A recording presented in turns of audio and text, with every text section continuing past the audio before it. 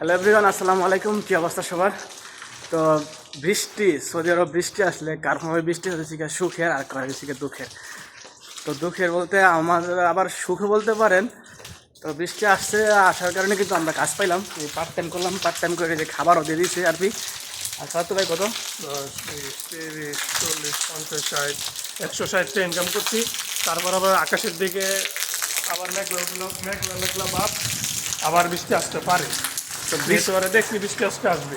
তো বৃষ্টি আসলে ওই বলতে পার্ট টাইমটা বাইরে যায়, কারণ কাজটাও হয়ে যায় সব কিছু। সৌদিরা মনে করেন দোয়াদির জন্য আমাদেরকে ডাকে। তো এই যে 160 টাকা পাইলাম, টাকা ভাগাভাগি করতে সেটি খাওয়াতে হবে। 80 করে পড়ছে, আবার খাবারও দিয়ে দিছে।